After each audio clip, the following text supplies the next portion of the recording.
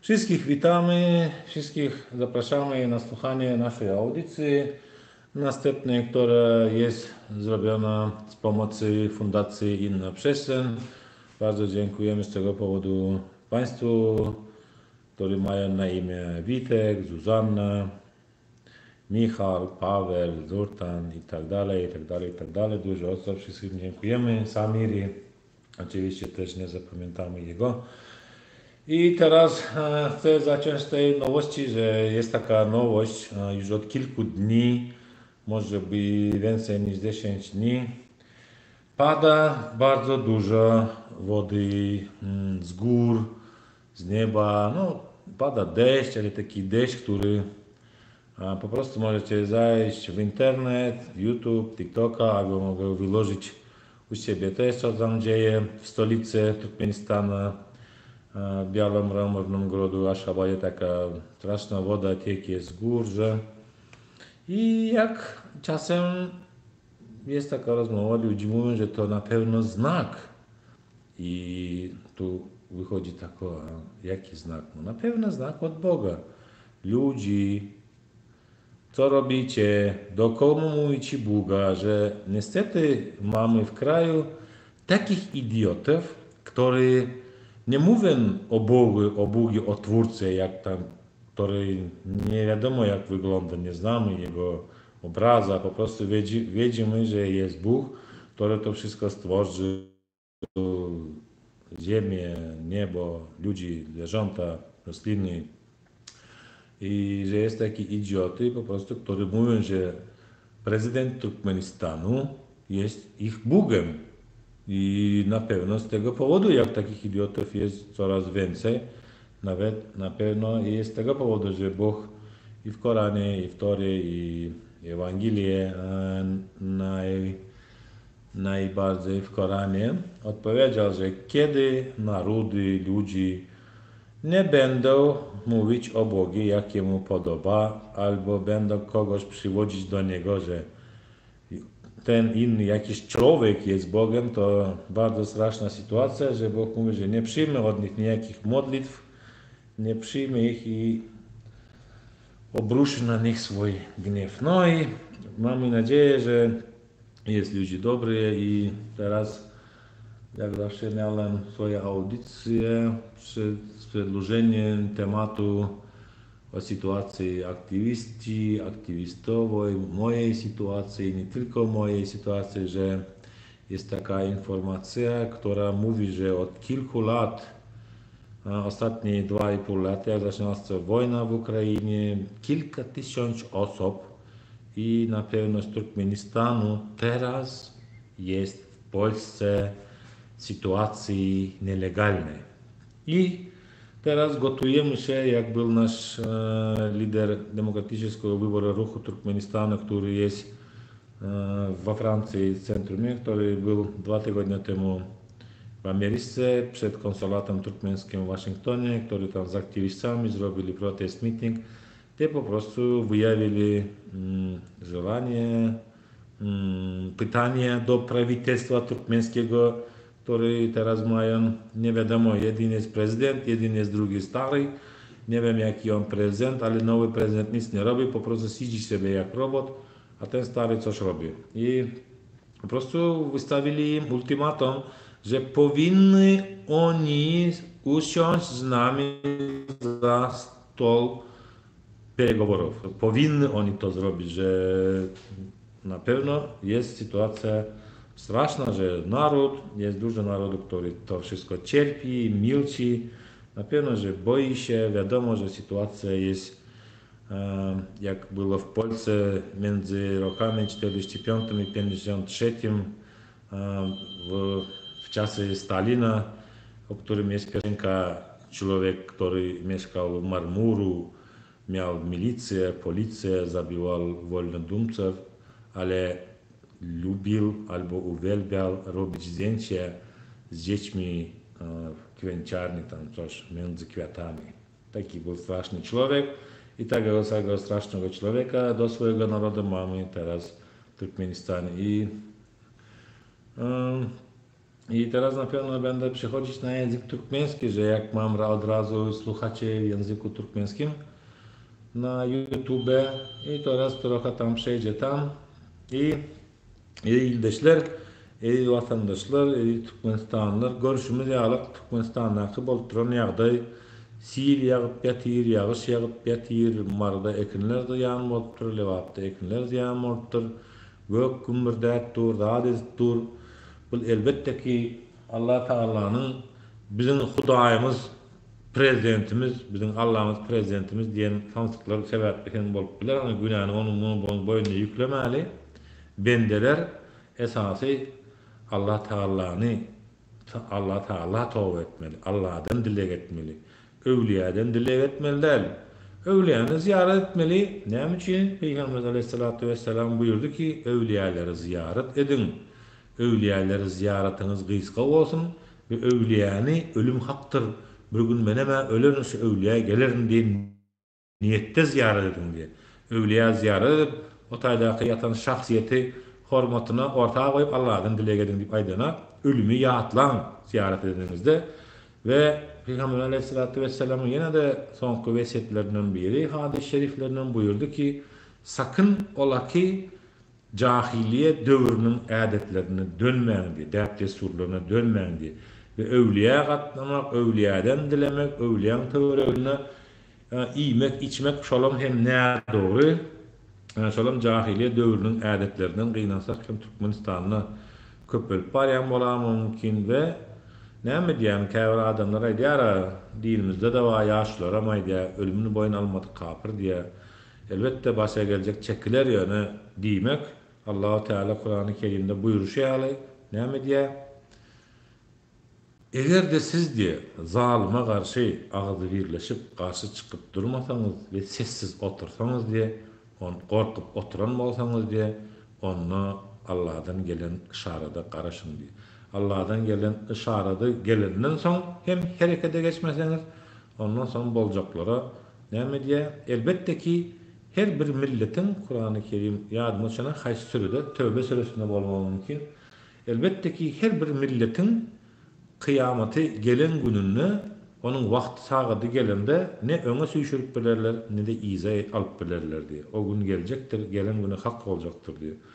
Onun için ey ildeşler, Allah Teala buyurýar ki, näme günah işleseňizem Allah'ın işareti, gazabı gelmezden öň, güneş batıdan doğmazdan öň tawba edin, Allah'ınızı, hakiki Rabbinize dönün, zalyma garşy agzybir bolup durun. Çünkü merhemetim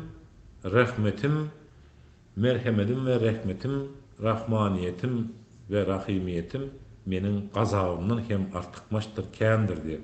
Onun ýetirleşleri hakiki Allah Taala tawba edelim, dilek edelim ve howa gynansak hem soňky döwürlerde bolup duran zat hereketiň çykany, halkyň ortaga çykyp durany we ýanky palyakçyda aýdyşym ýalyk Murat Gurbanow çykdy, Amerikada çykyş etdi, protesta we eşitçiňiz ýalyk eşlenmämizem eşitdik.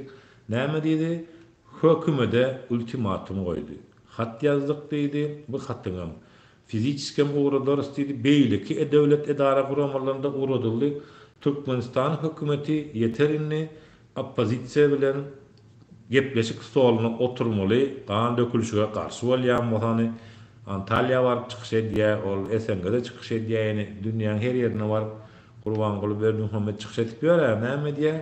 Uruş gowulat däl adamlar, uruş gerek däl adamlar diýär. Uruş gerek däl diýen bolsa, adam ölýän diýen bolsa, oppozisiýa bilen oturmaly. Bu halkyň bu kösünçligine, bu gargynçlara, bu söwüşlere, bu kösünçliklere dur diýmeli. Dur diýmek üçin hem bu hökümet bugünkü gününe gyssaly derejede oppozisiýa bilen öden oňar bilse, gelen ana oppozisiýa kän özüne ýöne biz oppozisiýa görümzagyn kän bir ýöne gygryp oturlar internetiň agatyndan bir hakyky bir köçä çykyp hereket edip birat edýänler ýokam.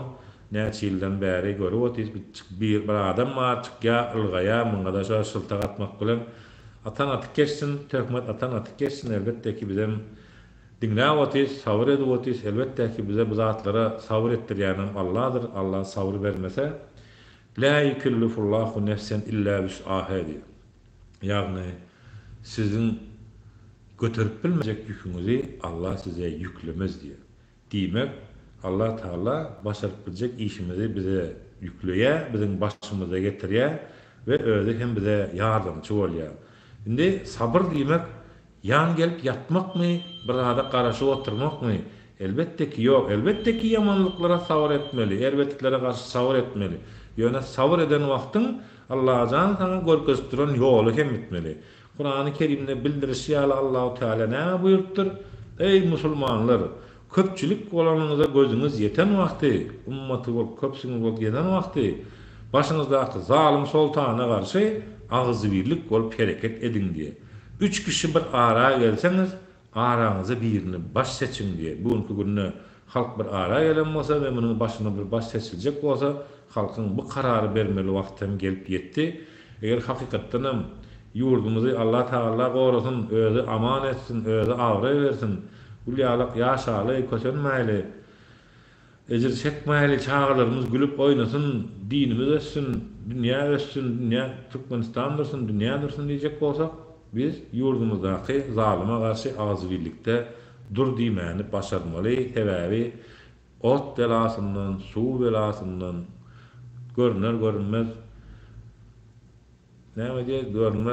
görünmez beladan, dil belasından, töhmet belasından Allah'ın özünü gora beri diye indi şol yurdumuzun başına gelip duran bela ortada görüntü. Velin yine de gıyrandıran ýagdaý TikTok'ta oturan bir hökümetin troll jagazlary bar, bildiren oklar ýöne aýamalat gowy ýalyş ýagyp beti, suw basyp beti, näme boldy? Şadam bolamak gulýalyk diýerler. Yalan gürlemäň indi, yalan gürlemäň. Allah hak üçün inni bir hakikat aytıp başlan. Çünkü Allah-u Teala Peygamber Aleyhisselatü Vesselam buyurdu. Ey bendeler diye. Zaman gelecek, başında da gelen zalim sultanlar olacaktır. Ediyen işleri şeriata layık gelecek değildir diye. Şeriata layık gelmeyen işleri için bunlara karşı, zalime karşı hakikati aytıp bilen musulmanlar kurlarlar Allah'ın katını diye. Emma onun yanında durup ýa-da göz yumup çepek çarpýanlaryňky helak ederler o dünýäsinden diye. Hem bu dünýäsi helakdir, hem anky dünýäsi diye. Muny indi oýanolyn, indi bolar, indi işaratlaryň üstüne dul işaratlar gelip beti. Mundan beter eyvah Türkmenistan gümür tapır ýeriň aşagyna ýutup koýbersinlermi ýa? Allah Taala'n Kur'an-ı Kerimdäki ýaly Semud kavmini ýoga düşýärli, Lut kavmini ýoga düşýärli.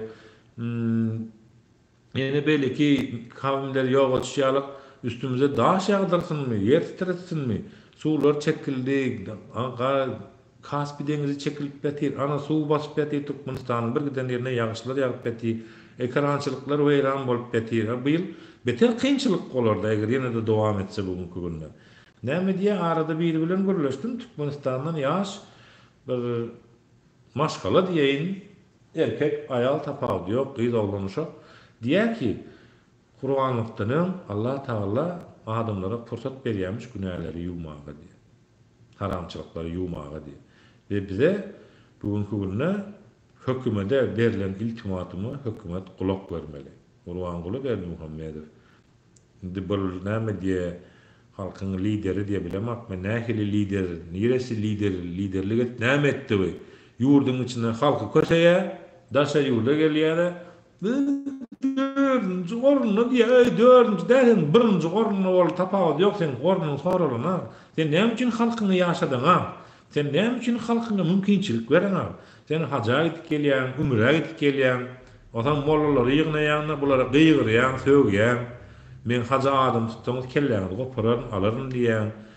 Bir karara gelin, no sen o. Yol ýaşlara yol berjek diýip wagtyndan saýlaw etdirdin. Urwan Guly Berdi Muhammedow diýişdi. Wagt ýaşlara yol berjek diýip wagtyndan saýlaw etdirdin. Ine öňümüzdäki ýyl ýani 1-2 ýyldan saýlaw bolmaly. Halkyň bu güýçli depkinden, azabyndan, gorktundan haýkla saýlaw diýdirdin. Ýaşlary saýlawa getirdiň, bilen getirilen ýaş edýän işi ýok, näme edýär? Ministr çalışyp oty, zat edip oty. Hani meliorasiýa, hani agromelioratsiýa, akşahlar aşgabady gurdular, milliardlar sowdular, belki trilyonlar sowdular welin. Ýagaşyň suwuna ýogatyp bilen aga interbut montaj 50 yıllap gezdi Türkmenistan'ın Aşgabat'ta diňe şo ýagy suwlary, sil suwlary aýyrmak üçin işlän aga. Asfaltlaryň çöküp ýety, olar da wapşe görer ýaly däl, on gürrüň ne edip oturamda. Onda gürrüň ne edilip otyna çyldan ber üns bereňa. Ne adamlar gırgınçylyga berjek bolýar, halky ýok etjek bolýar. Halky eri insanlar, eri musulmanlar teredin. Allah-u Teala buyurýar ki, nerede bana şirk koşarlarsa, bak, ey benden buyuruyor Allah Teala. Näme günah işlesen işle bağışlarım diye. Dine bana şirk koşma diye. Allah'a şirk koşmak näme diýmek? Allah Teala diye buyurdu ki, yeryüzünde Kabe vardır Mekke'de. Eğer menin öýümi ziyaret etjek bolsaňyz, daşyndan aýranyljak ýeke-täk yer var, ol hem Mekke'däki Kabe'yi mükerremedir diye. Şo taýra gelip tawaf edin diye. Mübarek yer, mukaddes yer şoldur diye. Emma velin bilen halky näme etdiler? Öwliýä gönüpdirdiler, öwliýäň başyna ilinip ýörler. İsleyerek, istemeyerek, söz onda däl. Ýöne şonu ýalňyşlyrýarlar. Mollalar, beýlekler pul adamlamak üçin diye. Ana bilemek soňky döwürde adamlar barmasan inşallah azaldandyrlar öwliýäsini. Barın mescide açyň öýüňizde namazyňyzy, alyň ýanyňyza Kur'any Kerim'iň birinji buýrugy oku. Okan Kur'any Kerim'i. Kıyamet mahşer günü ene atadan, oğul gyzdan gaçar diýeniň manisini bilýärmi diye buyurýar. Şeýle bir döwür boljakdyr diye, şeýle bir yer boljakdyr hasap meýdany diye.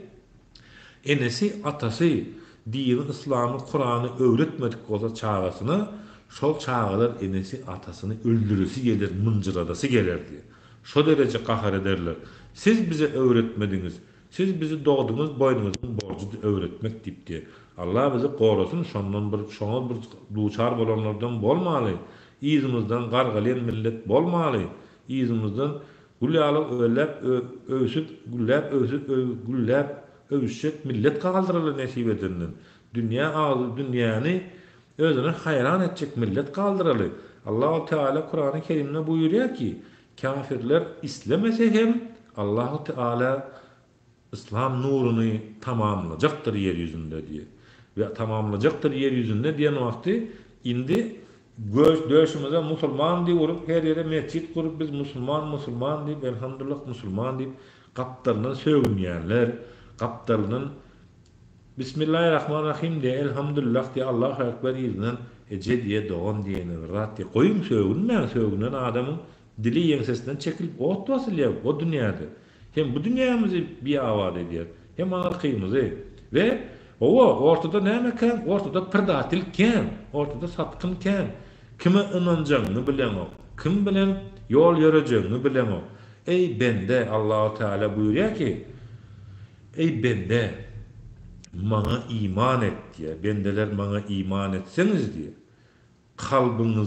Kalbinizdakini men bilýändi. Her bir bendenin yüreğindäkini Allah bilýändir. Men sizin kalbinizi bilenden soň iman eden bendelerimi bir ara getirerim diýip beýýär. Ve zalimlere karşı imanlı bendelerim galip gelecektir, yenecektir buyuruyor.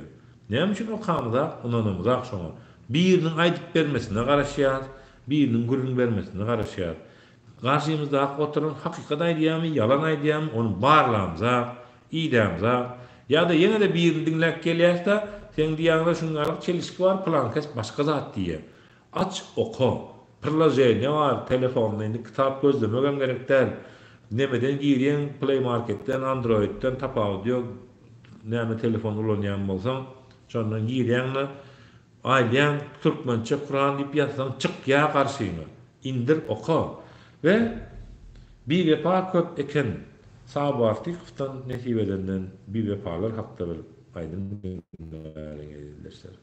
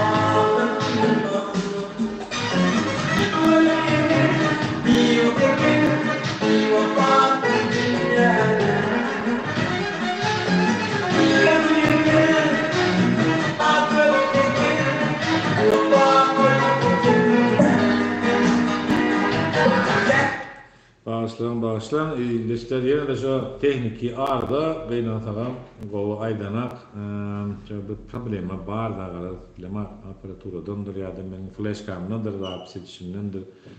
Ama şu tayda elin neme dinleyerek olan Rahim Selimov'ten kimde digi bilinmez diye.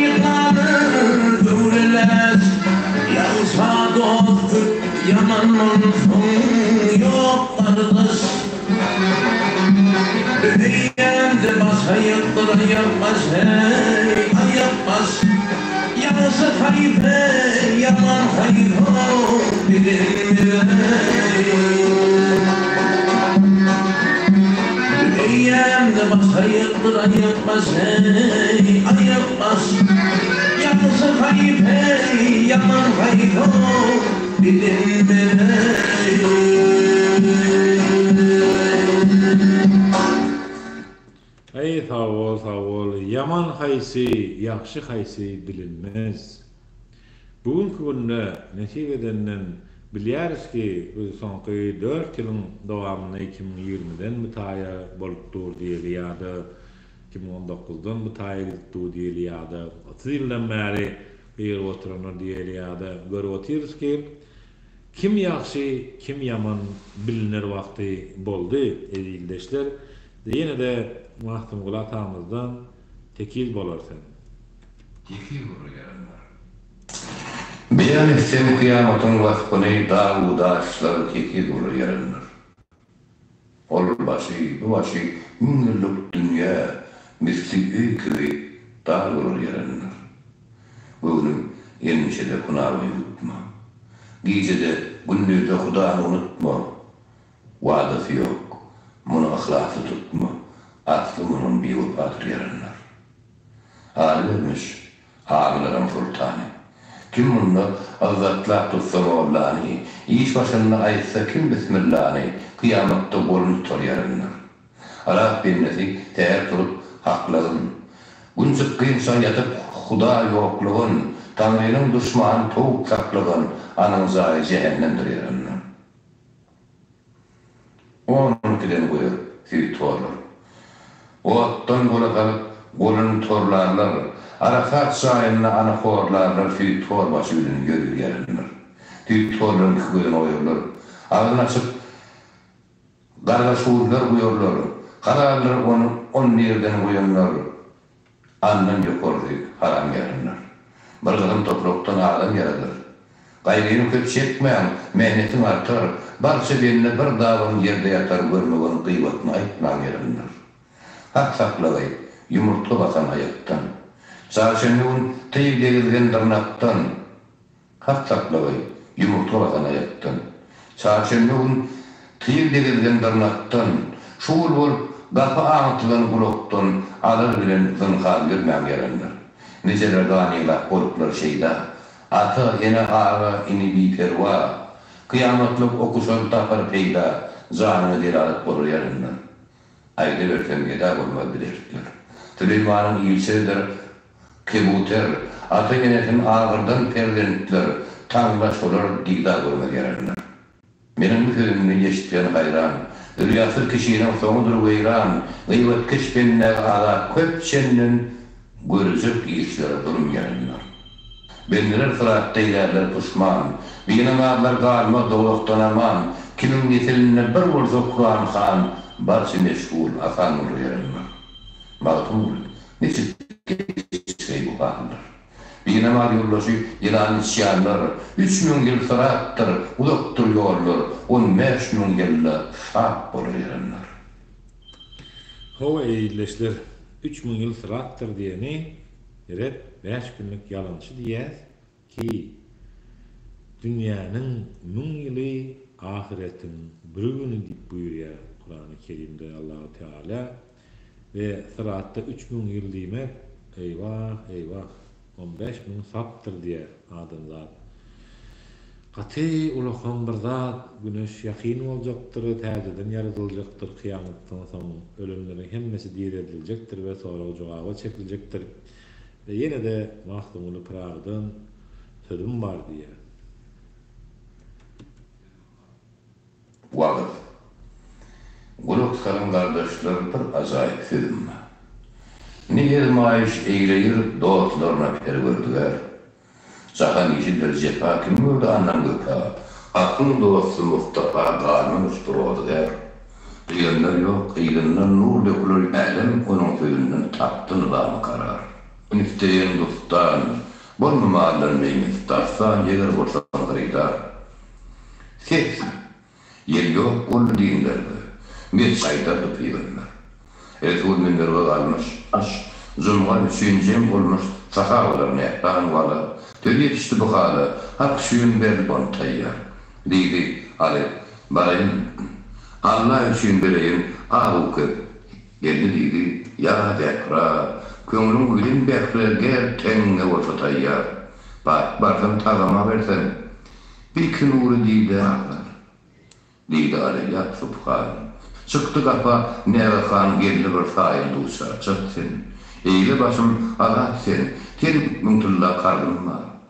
Katınım vardı, bir hara gıyrım vardı, öğüngüm gıyran olursun. Gedaya, sen gelliydi. Bir cehüttü, allıydı, oğlum. Pulun ederken karav, öğüme gelmiş bire pulun bolgunca tayyar. Cehüt sakladım mı? Gedayken tuttu yolunu gitti koş korroluydu. Oğlumlar görevde, enesi var cehüt. Ağlatı dir ararnay sattı. Bollanıyor men kullarını pulun bolgun satayya. Tägelgin sağol hazrat saklı bularını kormakar. Kol ulu cehid etmeli. 33 kula sühür yetmeli 40 kula cehid ayda kullarına. Düşün uyuyorlarını, kullarına durmağlar, su çekimler. Göt kaybını, Mikail sattı yerini attı uyuşyan kaldırdılar. Çeşmeden doğalırdılar. Dur bollu cehid şermesa. Küyler kumbolup attı, çay daşıp düzgüsüne. Cehid eyleyip kızmat, getirden ağın ılmadı, bulmam yıkar. Şahadalar salamat, kökte her köngülünü kanı disiyar. Hakik, ya, şehri kalatına bak, boyunları gördün üncü, şahadalar uğuncu deyip tut. Uç rovan kan, gökkanlı, be iddialı barxaba. Ol murgu derler olup baş, aleli yüköden daş eltip sallıp bir diyarı. Hayran ullu bul kârı, istâr kek yok hayal var. Dir, nelik ne hoşluk var hoşsağım ki. Ne şöyle tamam berim kaba. Dedi, ayıp mahallar. Kumuz, usurmağıdır. Alımını eşitti. Tiyade tehlimini etti, tuttu bir günüşte karar. Vaat yığıt beri, sözün takmadı sıra yığınak oturdu, bilgedir. Tapıp senden halk olur, halk bir sözüme intizar. Vaat dir, bolun ağabey. Wey vezir, wey padişahımın dilir, tatsak ahmedi, eyler mi ona bedi, ömmedi, parlar mı setkeder. Şırlar almış iyillerini, atı yolların tek vağdaydır, ey merdan. Köngülüm korkup örden ol ödün eyler eşker. Vağda kuluk sıkarsadır adi olup oturdular imtilar. Vağda der, peygamberin hurmatı, ödün bildir ey fetk. Eğer ödün bildirsen, karşımda gelip alın versem mal verey harbor. Gapıda alı zorsundan bardık vağda peşinden dikkat. Gol olur mu takdiri? Nere? Ne sözün olsa sonra iş soğalım var. Halklar dedi, fuhudur. Ağırdı sütün var. Koku düşür, tenine takan, vağız der, ey juan, gelmeden kalkın. Ay dışarı yok tağım, o karlı yok kitabım, soğrar men beyet var. Şiir sözün taklaran kelam etti, nobat kahri etti. Bir nedir iki olmalı, üç şem nedir dört olmalı, beş nedir altı olmalı, altı var iki olmalı, dokuzdan sözlü aspa. On mirem 12 olmalı, 12'den 13 olmalı. Alı hakkın kitabın asıp mağribeyde vaga cevabın dinleyin eşekriyar olmalı. 2 ayın 3 olmalı. 4 en ahırdır sakar. 6'da 6 cehet, cennet 9'ünde halde var. O akın verip biteri Yakup, 12 aydır mervuk dir dahil efezin var. Raksırlık açtanı, kat edip yazdı kağıdı, kabul eyledi vağalı hem barça halayıklar. Vağız durdu belirli, kail oldu verildi. Halklara etti aleyhi, sen sonra ne sözün var? Ağaçlı kitabın, döküp gözünden ağın. Ayetse vağız cevabın barça birden aydındır. Alı diyor, vağız deysin, vağız sözün şah deysin halk deysin, medlem sonrayı beyek var. Alay cemli eve, kabul ettiler neve, vağıl verir halk uşağı barca etti ıtıyar. Şiir buda şahat olup, budağı şükür kırıp, nobat aliye verip sonrasın şiiri çekip var.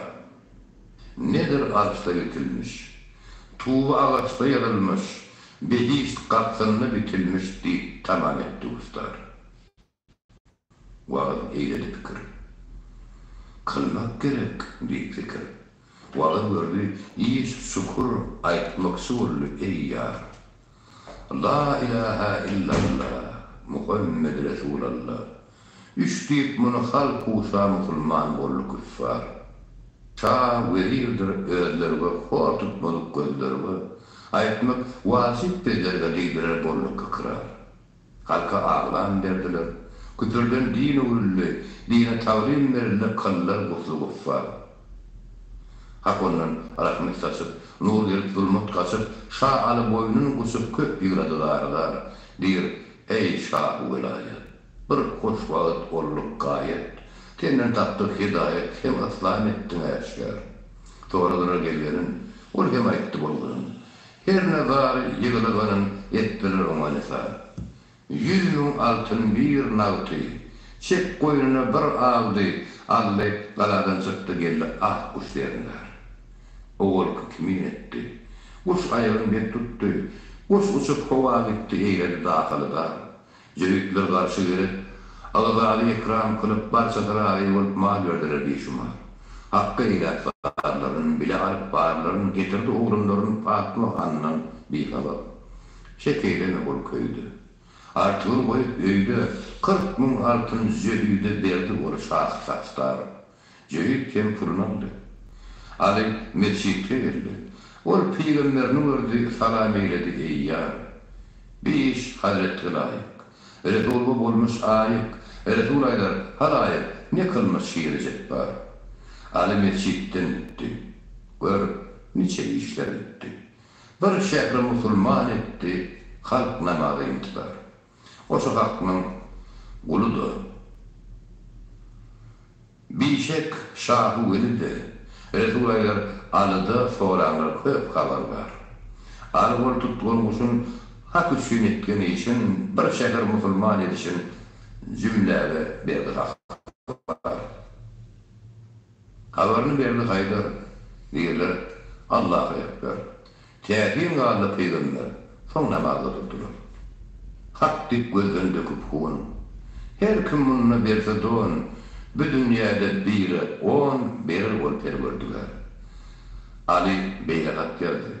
Müminler köңlü gazdı, bolur ahiret mozdu, bir kasar o bir şumar. Canım zırgı meslidir. Köңlüm hak peygöstüdür, dostum alı dostudur, ger ahlakın bolsa var. Mağtım ol men cana, ananmaz men zakana. Doğadı ya kılını, eyyem oldum biletkar.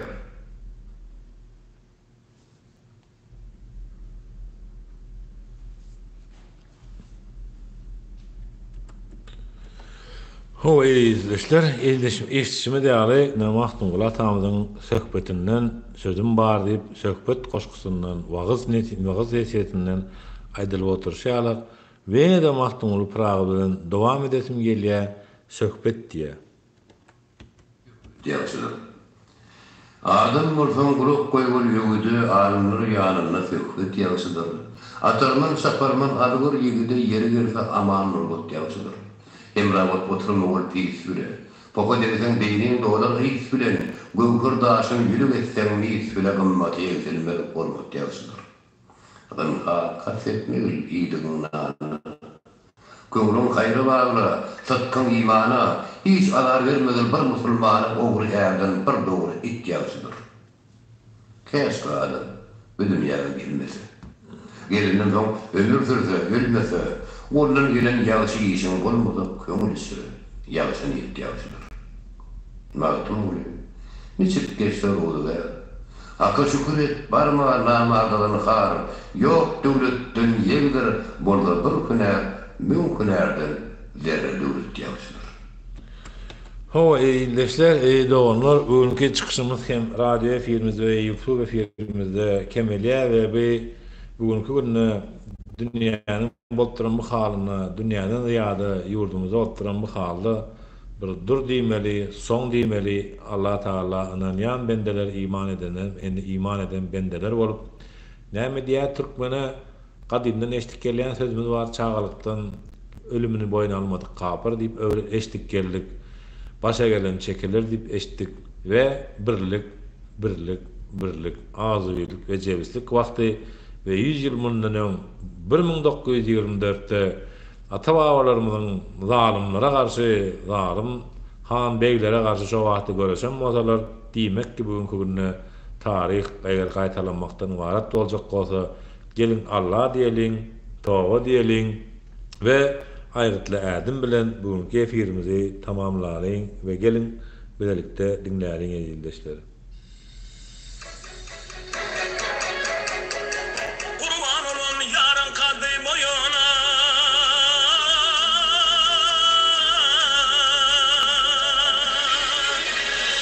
Osman olun ile toyuna.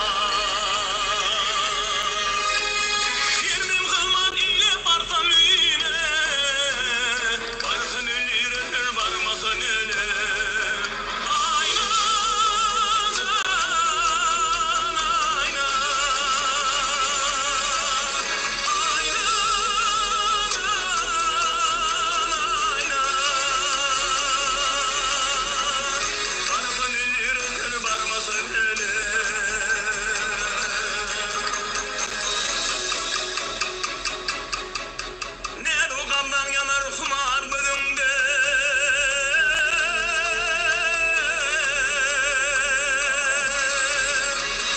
Kurban olum şertli şeker gülümde.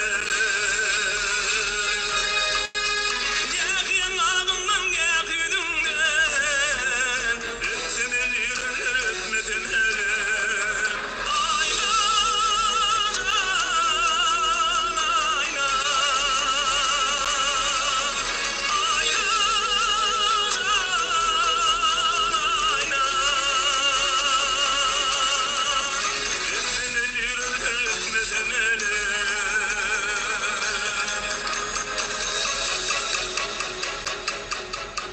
Men seni söyürdüm can biletine.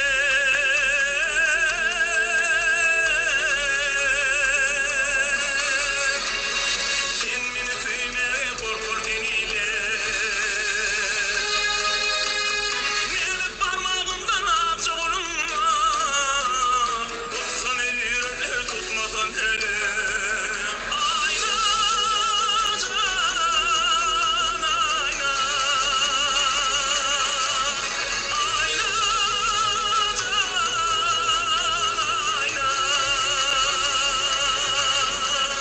Tutsan ellerini tutmasan ele.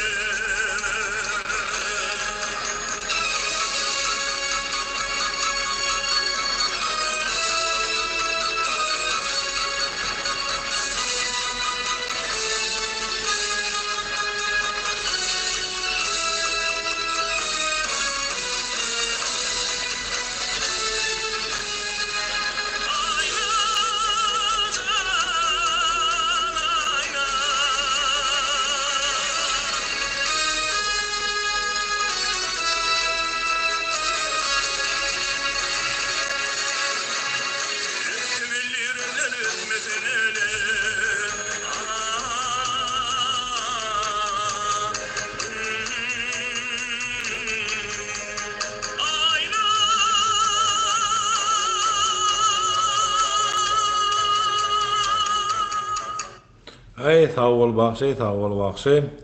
Vatanım elbette ki vatandır kalbimizdaki. Çünkü vatan mukaddestir, Allah'ın buyruğudur. Özünüze gowy seredin, Allah'a emanetsiniz. Belki ya nesip inşallah görüşmek yakındır. Belki pikir ettiğimizden hem yakındır. Belki yarından da yakındır. Onu Allah bilir elbette ki. Biz bende Allah kalbimize koyar. Biz hem yerine yetiririz nesip edenden. Sağ olun ezileşler. Allah'a emanetsiniz. Dinleyenleriniz için tövbe edelim. Bilenlere aydın, bilmeyenliklere, eşitlikleri duydurun. Ki Allah Teala ve Peygamber Aleyhissalatu vesselam diyor ki Kur'an-ı Kerim'in bir ayeti hem bolsa adamlara aydın diye. Ve biz diyeriz ki Kul huvallahu ahad, Allahus samed, lem yelid ve lem yulad ve lem yekun lehu kufuven ahad. Yani Allah birdir. Allah doğulan değildir. Allah doğuran değildir. Onun başı yoktur, sonu yoktur. Ol ezelidir, ebedidir. Ve biz diyeriz ki la havle ve la kuvvete illa billahil aliyyil azim. Demek esası güç ve kudret Allah'tadır. Ve Allah diyor ki bendelerine bana iman eden bendelerini men goldarım ve her türlü görüşte, her türlü sövüşte zalime karşı yenice ederim. Allah yarımız olsun, yurdumuzda görüşmek nesip müyesser eylesin. Sağ olun, Allah'a emanetsiniz ey doğanlar, ey ildeşler. Allah yarımız olsun. Allahümme eşkili zalimine biz zalimin ve ekricne min beynihim salimin. Amin.